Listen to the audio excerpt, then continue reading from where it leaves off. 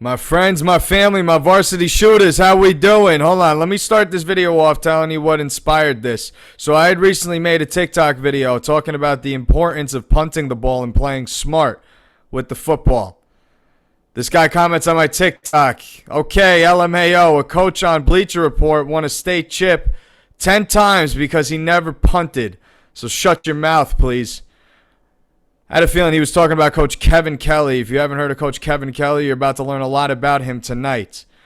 I think this guy makes an interesting point, and there is a common misconception in the football realm that there are absolutes and that there are principles and that there's things that you should always and never do. And let me tell you, that's not real life, and it's not real football either. The thing about football that makes it so great is oftentimes the team that wins or the team that was most prepared, that understood that everything mattered. They were committed. They loved each other. And they went after success relentlessly. And Coach Kevin Kelley, yes, he has been very successful. Coach Keith, why don't you tell us a little bit about Coach Kevin Kelley and his accomplishments? Like in the comments, if we are talking about Kevin Kelley, it wasn't 10 championships, it was 9 championships he won. He was head coach for 18 years. And in those 18 years, he only lost 29 times, which is crazy. You think about that, 18 times, 18 seasons, 2 losses a season maybe. And obviously, I'm assuming he went undefeated. I can't speak on that personally, but 9 state championships, 29 losses in 18 years is very impressive. He followed analytics. He did exactly what you said. He went for it on 4th down, and he went for onside kicks because he wanted to take the ball. He dared to be different. He stuck with it. He believed in it, and he got his team to believe in it. And he definitely got his coaching staff to believe in it. If they don't believe in it, none of that's going to work. And now you talk a lot about belief and believing in the system. Now let's talk about how that system was built. So you talked about analytics, right? So Coach Kelley, he looked into it. He researched. What do the analytics say about punting the ball? Okay, now he researches it. And he finds out that there is this study that took data from all levels of football over 3 years. What they researched was that, according to the data, you should never punt the ball. Now, what does that mean? That means the data says that teams that chose to go for it on 4th down, of course, were more successful than the teams that decided to punt. Let's talk about that for a second. In the NFL, it is unlikely that teams will go for it on 4th down unless the game is on the line and circumstance says we need to go for it. Now, due to this, coaches will have it prepared that they will have a certain set of plays that either they have never called the whole season, that they are saving for when they need 2, 1, 3, 7 yards on 4th down with the game on the line. Or they are going to plays that they know that they can execute soundly. Due to this, at the NFL level, going for it on 4th down, it does not surprise me that the data says, okay, yeah, teams that did this were more successful, considering that they converted on that 4th down attempt. When you get to the college level, same thing applies. However, as we go lower in the levels, there is a competency gap. Players are not as fully developed as you move from youth to high school to college. As we go up, they get better. As we go down, they get worse. It's just a simple fact of experience and being at a different level. So in colleges, it would not surprise me that going for it on 4th down was actually the right thing to do according to if you can convert or not. Not if you really won the game, if you converted. Now you get down to the high school level. Special teams is tough to teach at the high school level. A lot of teams don't even have long snappers. They also don't have coaches that can teach special teams correctly. They don't even have coaches sometimes that can teach offense and defense correctly. And so it also does not surprise me that going for it on 4th down, when you have your whole team to believe in you, when you've been practicing trick plays, and you've been doing it for an entire season, that you can actually exploit the teams that you are up against because they're not as competent, especially at the high school level. But with all that being said, Let's talk about analytics from a high level. Coach Keith, what do you think about analytics? You are a coach. Do you think that analytics should be favored more than personal judgment? Should intuition and tradition trump analytics all the time? What is your personal take? I have my opinions, but what is yours?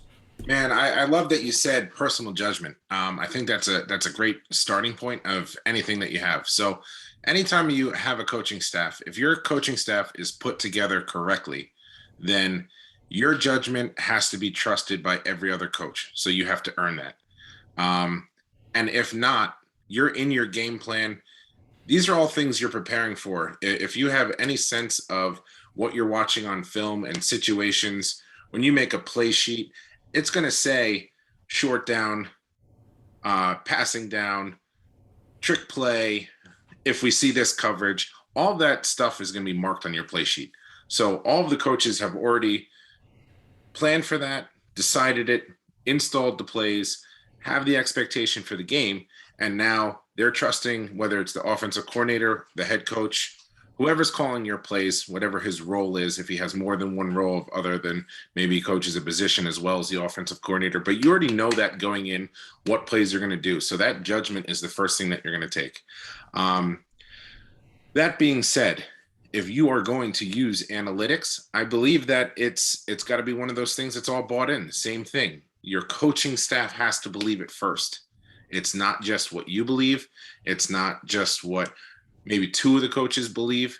Every single coach has to be on board. One person has to be able to teach and have everyone understand how important every analytic is in order for it to work. Because if you don't, it's going to fail. No, absolutely. Yeah. Belief is the most important thing when it comes to the football team. You have to say, okay, listen, we're either going to do this or we're going to do that, but whatever we decide to do, we're going to commit to it 100%, regardless if anyone believes in it or not, regardless if they hate it, regardless if they like it. This is what we think is best for our team and puts us in the best position to win. And so I think at the end of the day, yes, use analytics if you find it helpful. Don't use it if you don't. But I think the best thing to take moving forward as a coach is belief.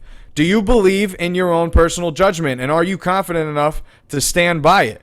Can you talk a little bit about being different, being able to stand confidently as a coach and get everybody to buy in? Can you give me any stories of something like this? Yes, I'm going to have a couple, and I'm going to go back to what you said about the NFL and going for it on the fourth down.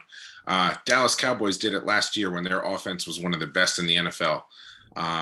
Going back to the plays and the judgment and the play calling, listen, I'm not an NFL play caller by any means. I'll be the first to admit that. But would I want to learn to be? 1,000%. They say Kellen Moore is the best play caller in the NFL or one of the top 5. I just saw some category thing. How true is that? I have no idea. Me being a Cowboys fan, and don't boo me for that, but me being a Cowboys fan and watching that, and you see sometimes it seems like it's not that great, but then other times they're getting yards and scoring at will, which is a beautiful thing. So back to going for it on fourth down, they would sometimes do that in their own territory and they'd give up the ball because they didn't get it. But when they were doing well, everyone's like, this is great, we're going for it on fourth down. And then once we started getting stuffed at fourth down and we're getting figured out, everyone's like, why are we still going for it on fourth down? So it's great when it's working, but it can backfire when it's not. And then back to what you said, be different. Kevin Kelley had 2 quarterbacks. He wasn't sure which one to pick. He said, let's flip a coin. They flipped a coin. First quarterback goes, dynamite. The other quarterback looks at him and goes, what? And Kelley goes, perfect. You're the starter. That's being different. Now you take those things, and I have a story of myself of being different. I'm in a room, 12 people interviewing for a job. I'm the last person to go. I'm thinking 12, my lucky number, a little superstitious. Love it. Going by, everyone's naming. They ask you to name what type of animal would you be in the jungle. I'm sitting there thinking, like, first thought of my mind too, lion, king of the jungle. First person says lion. Next person says gorilla. Leopard, tiger, rhinoceros, all these big animals, right? Obviously some lines were repeated and it was very vague. I'm the last person to go. I say duck. The entire room laughs. This big 6'3", 275-pound guy says he wants to be a duck. So they're laughing at me. I'm laughing at myself because I'm listening to their response, but that's me being different and them not understanding where I'm going with it. Name another animal in the jungle or in the woods, in whatever setting, that can fly, that could swim, and that could walk on land. None.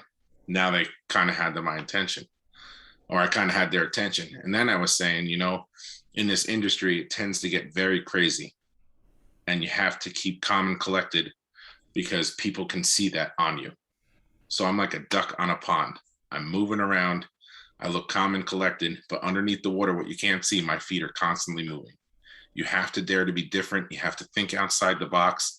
And sometimes that thinking out the box could be the difference of 9 state championships, whole bunch of wins, or sometimes thinking out the box can bite you in the butt and you can get that loss. But you have to do it. You have to believe in it, and you have to stick to it if you're going to do it. Yes, and that's what made Kelley successful as a coach, was that he was bold enough to be different, but he was also in control of his environment. He was also teaching his players what his system was and why they should believe in it. He got that buy-in, and that's what led to success. Now, let's even talk about this. So you just talked about how sometimes you go to be different, you're really confident, you really believe, and you don't succeed.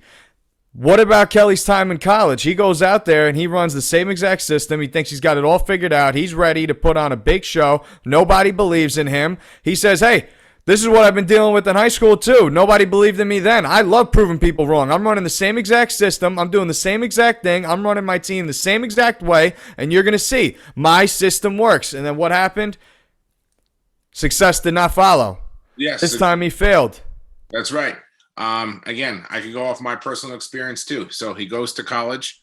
When you're taking a head coaching position, whether you're taking, and I'm a big believer in this, whether you're taking a youth head coaching position, a high school head coaching position, or a college head coaching position, you have to be confident in who you are, what you can bring to the table, and how are you going to get through to this age group of players for them to trust you?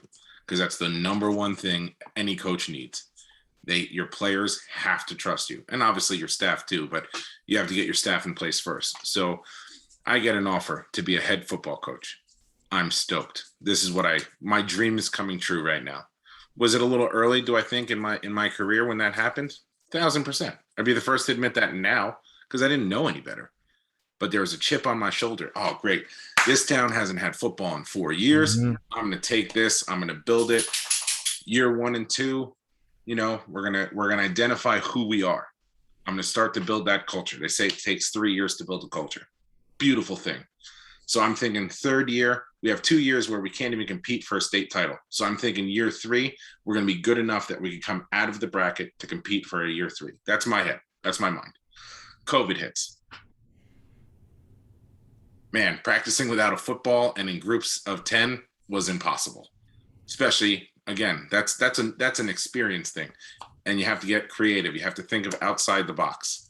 Now I'm doing this all by myself because I don't even have a coaching staff yet, because we don't even know if we're going to have a season. So all this is by myself. We're trying to figure out. So I'm coaching every single position in my mind. But if it was such a weird thing that if one group was 10 people and a kid missed 2 straight practices, he had to go back into a different group. So I had 3 different groups with 2 people in it. So now I'm having 7 groups, and I'm thinking like, oh, this is going to be great. And then the expectation isn't that way. I didn't know what questions to ask. I didn't know how the town and the school was going to have my back in certain situations. So if you want to build a culture, you got to make sure everybody buys in. So Kelley takes this position. He goes to college, and he goes 2-9, 0-8 in his division. And that's probably the biggest thing they're going to look at. Division games. Got to get some wins in your division games. And I'll be the first to admit, too, I went 0-6 that season. I lost 3 games by 3 points or less. I was heartbroken. But it happens. I also got shut out in 2 games. So full disclosure here. I'm not going to hold anything back or try to make myself paint a picture of anything that I was greatness in that time. I didn't know any better. And I'm sure he didn't either. He wanted a head coaching position. He was given an opportunity in college to do so, and he understood that he wasn't going to have scholarship players For people that don't know what that means they don't have to come to anything. Off-season workouts in the summer. Half the time when you're coming to camp, when these kids are coming back, and whether they're coming back in July or they're coming back in August, you're already having meetings. You're already having things to implant what the plays are, what our expectations are going to be when you start. So he has his first voluntary workout, and he has 40 kids show up. Not a bad showing for kids that don't have to be here. Second time that he has a practice, 18 kids show up. Do the math. That's not even an offense and a defense. So you might even have some positions of the same. So he has non-scholarship players. They have no business being at the facilities in the summer. They can go home for the summer and not pay for a course because now the college isn't paying for them to be there. So now you have that added expense. Why would they want to be there? I get it. He said it himself. He understands it too. So he has all these kids that are coming back day one, and you're starting fresh day one. And then even then, he wasn't having practices 4 or 5 days a week. He was doing 3 because he was trying to get the most out of his practices and having the most kids there. That's a huge problem. So you have a new coach. You're trying to build your culture, and your kids aren't even showing up. I mean, that's a huge problem for any coach. And he never expected that. He never expected that. Right. He was in control of the high school environment. When practices always started at this time, kids were always there. You had to be there if you were going to be on my team. Now he's in a whole different environment. How can you make kids want to be at practice? What happens if your old coaching philosophies do not work anymore? Your old methods of communication are no longer effective. Can you adjust? Are you versatile? So it's not just the fact that, okay, yeah, because he had his system. It's real easy for us to say, oh, he thought he knew everything. He went in there and he failed. And so, that's why the people punt. And that's why you don't always go for it on 4th down. That's why, you do regular kickoff. You could say all these things, but that breaks it down, oversimplifying football to a level that is absurd, because it's not any one decision that there's always going to do this and it's never do that. It's not that. Everything matters. You need to be in control of your environment. You need to know how to get the most out of your players. You need to know how to adjust your strategies, how to adjust the way you communicate to your coaches, to your players. How do you get collective buy-in when you no longer control your kids' lives? Can you do all these things? These are the principles that make great football teams, great football coaches, and great dynasties. This is why the Patriots are so effective. Bill Belichick, right? Let's not forget, Coach Kelley was promoted by Belichick as one of the best high school football coaches. Yeah. So Belichick is not stupid. And you know what I think, and this is the biggest takeaway, and we've said this, we've kept going about it, but I think the biggest takeaway with Kelley is that just like in football and in life, you need to be bold. You need to understand, what is my situation? What are my assumptions? What do I know? What do I don't know? I need to look at all factors. What assumptions am I making that could be limiting me as I try to progress? What factors are different? How do I compensate for that? Then you need to understand, how can I get in control of my environment? Because you need to have that firm grip on everything. Why? Because everything matters. There's not one thing that can be overlooked. And then when you find out, this is what we're going to do, this is what I believe in, you need to go confidently in that direction, not look back, and make sure everyone's with you. Right. I think that's the biggest thing. That's the biggest thing. And then you look at it, and I don't know exact years of the Eagles, but Chip Kelley comes to the Eagles, coming from Oregon, offensive mastermind. We're going to get off 100 plays. Everything in what he believes is the fast-paced football game. At Oregon, they're holding up signs for the plays, and everything was from the line. And I'm sure they did something similar with the Eagles. They show a lot less on TV with the NFL than they do the college football games. But either way, you take those things. He came to the NFL, and it was a failed experiment. I think they said he was getting off maybe 6 to 8 more plays a game than the previous. And again, don't quote me, but I know the number wasn't anything that was like going to be extremely tiring for a defense, which he would end up wearing down teams and put up high points on offense. It had to be, it's the same thing. And that's not going to change. That's not going to change his outcome of that game in the NFL. And it didn't work. And it was a failed experiment, and he didn't adjust, and you have to adjust. You have to be able to navigate change smoothly. Mm-hmm. And it's okay. It's okay to fail. Failing, Everyone in football has these humbling moments. yep, failing's how you learn. You got to fail. Have to. And he's not the only coach that thought he had it all figured out, went into a game fully confident, and fell flat on your face, only to realize that there's so much more that you do not understand. Yep. Every level gets tougher. Every level is different. And things that you do well somewhere else doesn't mean they're going to work where you are. It all starts back to your culture, the personnel you have, and the people that are buying in to believe it. You can't have a coach that just shows up and is like, this is the defense we're running. Who is going to adjust? Because you can't tell me the New York Giants can do the exact same thing the Rams did this year, running the same exact defensive concepts, because their personnel was insane. But they had to learn. I mean, was it always smooth sailing for the Rams? No, they got better every year and they adjusted. And I say this all the time. Sean McVay is on, it's either the NFL Network or he was on a podcast saying, he's like, everyone already knows what we did last year. They know my offense. And now I'm making new things, and I have new theories that I have to try out, new things that I have to try, because if I don't do those things, then we're going to go back to mediocrity where we were. We just won a Super Bowl. People are now watching what we're doing. Bill Belichick has said, I'm one of the best offensive-minded coaches. Well, now you take that, and I have to prove that, because this year I need new stuff. I have to do different things because they already know what the expectation is. And that's on Varsity. That's on Varsity.